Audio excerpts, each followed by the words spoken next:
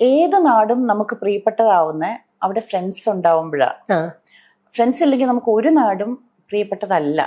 അതിപ്പോ ഇന്ത്യയിൽ വന്നാലും ഇപ്പൊ ഞാൻ അവിടെ നിന്ന് ഇങ്ങോട്ട് വന്നു കഴിഞ്ഞിട്ട് എനിക്കിവിടെ ആരും ഇല്ലാന്നുണ്ടെങ്കിൽ ഇതെനിക്ക് വെറും ഒരു ടൂറിസ്റ്റ് പ്ലേസ് മാത്രം. അവിടെയും ചെന്ന ഉടനെ ഞങ്ങൾ കുറച്ച് ജോലി അല്ലെങ്കിൽ റോബിന്റെ കൺസൾട്ടിങ് ഇത് അങ്ങനെയൊക്കെ നമ്മൾ കുറച്ച് ഫ്രണ്ട്സ് ഒക്കെ ആവുന്ന ഒരു സമയം ഉണ്ടായിരുന്നു. അതുവരെ നമ്മൾ ഒരു ലോൺലിനെസ് ഉണ്ടായിരുന്നു. നെൽസൺ മണ്ടേല പറഞ്ഞിരിക്കുന്ന ഒരു വാചകം ഞാൻ കണ്ടു, ഈ ചുമ്മാ ഇത് ഓൺലൈനായിട്ട്.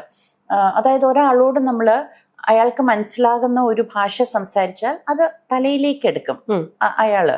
പക്ഷെ നമ്മൾ അയാളോട് മാതൃഭാഷയിൽ സംസാരിക്കുകയാണെങ്കിൽ അത് അവര് ഹൃദയത്തിലേക്ക് എടുക്കും.